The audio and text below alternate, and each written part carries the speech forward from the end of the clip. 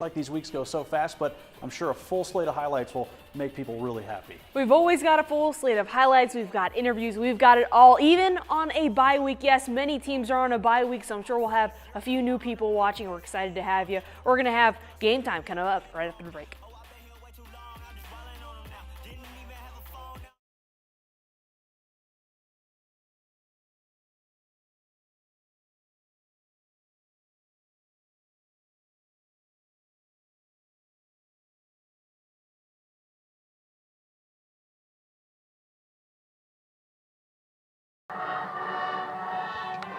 Tyler, mic check 1, 2, 3. Tyler, mic check 1, 2.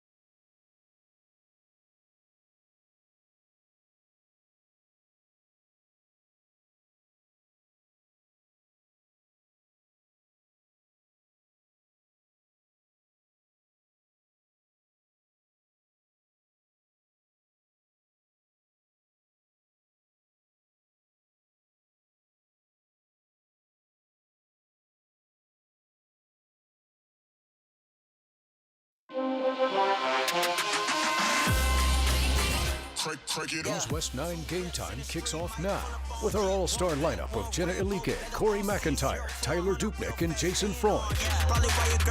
We're bringing the ultimate high school football experience to West Texas. The phrase bye week has been thrown around a lot this week, by myself included. Many teams opting to take their open week here in week 6. And there's no break here on Game Time, though. The full slate is still full of highlights, interviews, and so much more. And you know what that means? We need our full crew out here, and that's where our News West 9 reporters come into play. These guys are ready to take us through all of the action. Tyler Dupnick over here, he is out in Midland. Jason Freund took the journey out to Fort Stockton, and we got Corey McIntyre, our Game of the Week in Crane. Midland High is the only local 6A to play tonight. The Tall City team joined the trend here in 2024 of facing an out-of-state team. Santa Lucia's coming into Astound Broadband Stadium, and this guy, Tyler Dupnick, has more. Yeah, Jenna, we've 3 straight road games to start the season for Midland High. Then they got 3 straight road games, or home games essentially. Got to be at home, then had a bye week, back at home again tonight. Final non-district game of the season. Final tune-up here in October, a massive month as district play starts next week. They've won 3 straight games, so could they keep it going tonight, fresh off that bye week? And or were they peeking ahead to Friendship next week? Midland High football on a Friday night, and guess who was there to support his alma mater? Yeah, 2-time Olympian Bryce Hoppel, the American 800-meter record holder, the honorary captain tonight as his Bulldogs face the Santa Lucia's Chiefs from Florida. Opening drive of the game for Midland High. This is a pitch outside to Cutter Lang, And he has got the speed to get to the corner for the 41-yard touchdown, 7-0 Bulldogs early on. Now that MHS defense was tough in the first half as well. Backside pressure here from Taj Harris forces a third down incompletion and a field goal, 7-3 now the score. Bulldogs back on offense, going to the air. Stroman Bridges connects with Aiden Castillo for a 28-yard gain, and that would set up Bridges to do it himself. 9-yard run, 14-3 with that touchdown. Now inside runs weren't working early, but this one did for Midland High. Elijah McCoy untouched, 35 yards for the score. 21-3, Bulldogs rolling early in the second quarter. Chiefs trying to rally back. Check this out. Wow, Jamar Browner, ridiculous one-handed snag. He would later score to get the Chiefs back within 11, but the Bulldogs answer themselves. Bridges finds Lang, who has 2 touchdowns in the first half, 1 receiving, 1 rushing, 28-10. Defense, let's give them some credit again. JoJo Levens reading the eyes of the quarterback with that interception, setting up McCoy for his second rushing touchdown, 35-10, Midland High at the break. Final score tonight from Astound Broadband Stadium, 56-31. Midland High with the win over Santa Lucius. Man, this game drug on at an incredibly slow rate down the stretch, so I was not able to get any interviews yet. I'm going to try to track down head coach Thad Fortune after this, but this Midland High team is so impressive. Explosive offense in a different way. They control tempo. They run the ball so well. We saw them mix up the passing game a little bit tonight. That was good to see. They also made some good special teams plays tonight. It's like complimentary football on display. Cutter Lang, big night, 2 touchdowns the first half. He had 3 total, and they created turnovers defensively as well. So district play starts next week on the road against Friendship, but this team, Midland High, ready to rock and roll. OYB cooking, Jenna, 4 straight wins. All right, Tyler, thank you. Staying in Midland 6-man action did not disappoint with Trinity and Midland TLCA. Jude Verner gets us started with the long run for the touchdown. The defense was dominant tonight, too, for the Chargers. Tucker Dixon is going to tack on another score with the scoop and score, trots into the end zone. Trinity scores another defensive touchdown here. It's Jose Loin. He records the pick 6. The Eagles would eventually find a burst and score their first touchdown of the night. Bronson Vizcaino takes the ball all the way into the end zone. The Chargers do keep the football and their foot on the gas for the 52-6 win. Fort Stockton and Big Spring, 2 teams having opposite starts to the season. The Panthers were red hot and the Steers stumbled out of the gates. This brings us to our next Basin battle. It's Fort Stockton, it's Big Spring, and it's Jason Freund who is out at that football game. And he's going to have details on where these 2 squads stand after tonight. Jason? All right, well, Jenna, talk about your high-octane game today between the Fort Stockton Panthers and the Big Spring Steers. I'm talking quality turnovers. I'm talking power running. I'm talking tough defense. This was as old-school, hard-nosed football by the book. This is the kind of football you'll love to see here on News West 9 Game Time, and it's the kind of football you're going to see right now. Fort Stockton Panthers at 4-1, looking to start up a new winning streak. Big Spring Steers looking to net their 3rd straight win. Good news so far for the Steers. Panthers quarterback Cash Norman had 3 picks his last game, and he throws another one right here. That's the sophomore Daniel Perez stepping in to swipe that ball away. And the Steers take advantage. That's the senior AJ Yanez with a head-first tuck and roll dive into the end zone. Big Spring on the board first, 7-0 lead. Panthers won't just quit, though. Hand off to Gary Diaz. He's got some blockers. He's got a way into the end zone. 9-7, Fort Stockton. But does that score sound off? Well, it doesn't. Earlier, Panthers got a safety after a 4th and long from the Steers ended with intentional grounding in their own end zone to give 2 points to Fort Stockton. Panthers driving again. Norman wants in on the action. He's got some blockers. Met by a wall of Steers, but he will not go down. Norman bull rushes into the end zone. Touchdown, 16-7 for the hometown Panthers. Think fast. Yanez going deep. Both players are going to jump up for it. Who's got it? Who's got it? Who's got it? That's the man in blue. Gamma Corral comes down with the pick. But the very next play, Norman going to put some air under it. We got to fight for the ball here. And it's Lyndon Fraley picking the receiver's pocket for the interception. How about that? Of course, Fort Stockton wants to take advantage. QB run. Nice moves from Yanez. He's into the end zone, making it a 16-14 game in favor of Fort Stockton with 5 minutes remaining in the half.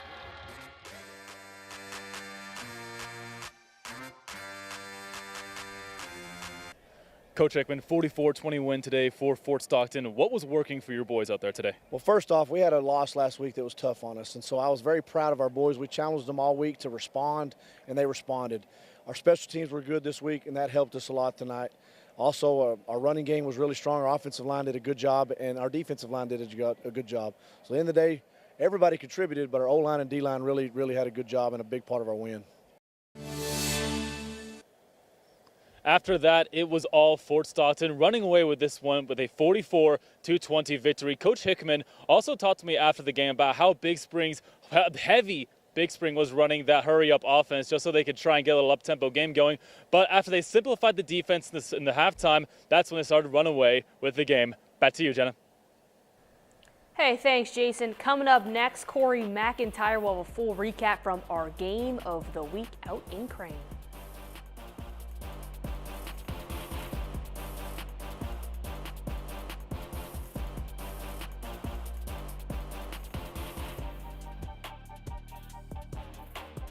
We're the Midland High Bulldogs, and you're watching Game Time on News West 9. Go Dogs!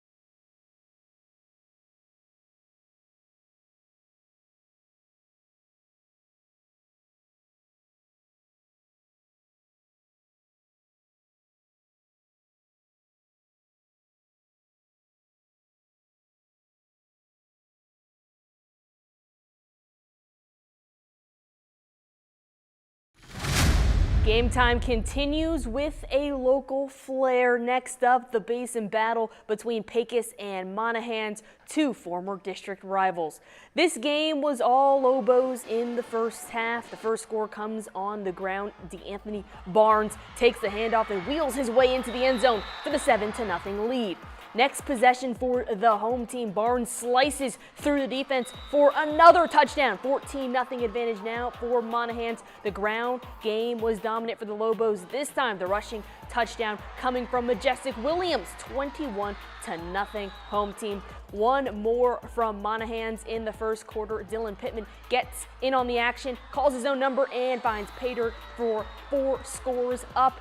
The final will be 62-6 Monahans.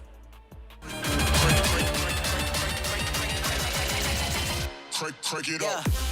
District play has already started for some, and that brings us to our game of the week. Alpine started league play with a win, while Cranes started the same slate with a loss. Corey McIntyre is out at the home of the Golden Cranes with more on which team grabbed the next district win. Corey? Well, Jenna, I just want to thank you for assigning me the game of the week because everyone lives up to the hype every single time. This game of the week was about who wanted it more. All game, it was a battle of back and forth. You don't believe me? Well, let's look at these highlights. Game of the week features a matchup between the Golden Cranes and the Alpine Bucks. Both teams looking to improve their 1-4 record and their chances at winning district. Let's get it started. To kick off the game, there was some sloppy play by the Cranes. Luckily, they didn't turn it over, but boy, was it a scare. Now, on the very first offensive drive for the Bucks, Devon Rojo throws a pick to Angel Reyes, and Reyes will take it all the way for the touchdown. Alpine would strike back fairly quick, though, with this impressive somersault from Aiden Lewan. They failed to get the 2-point conversion, so the score is 8-6.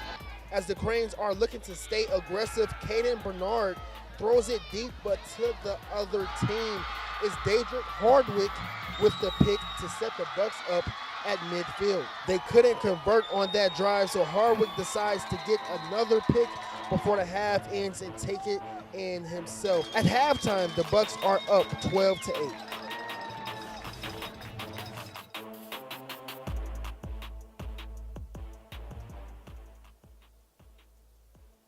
Now, with this loss, the Cranes drop to 1-5, and they have no wins in district play so far.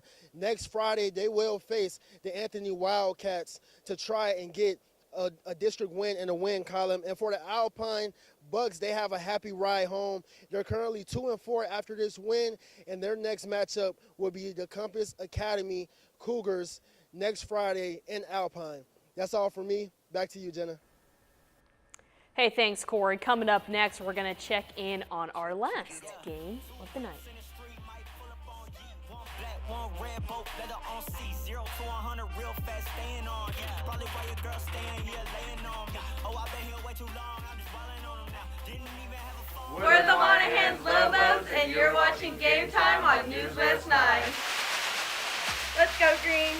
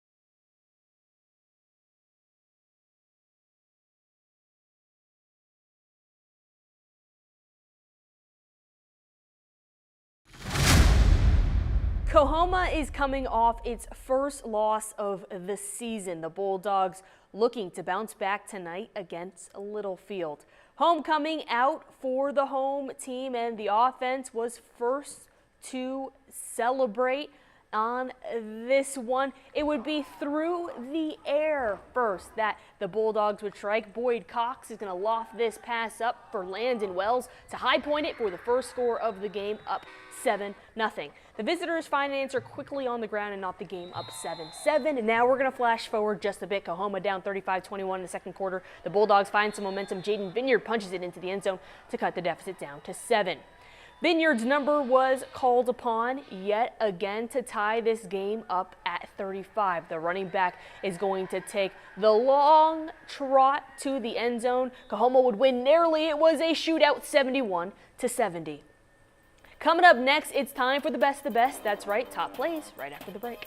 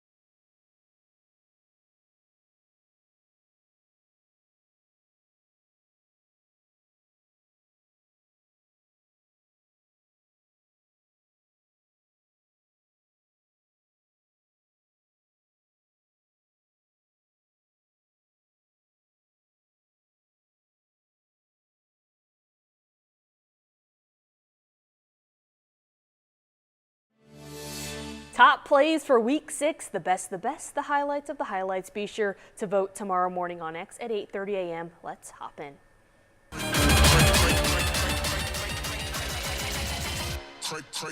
The Basin battle between Fort Stockton and Big Spring with plenty of action. First up, the jump ball interception from the Panther, Gamma Corral. Same game, and it's another big-time INT. It's Lyndon Frawley. He works his magic and rips this ball away somehow for the impressive turnover. Defense, the star of the show tonight, Angel Reyes picks this pass off and takes it the other way for the pick 6. And then finally out in Monahan's Jacob Chavez puts the offense in great field position with his interception returned inside of the red zone.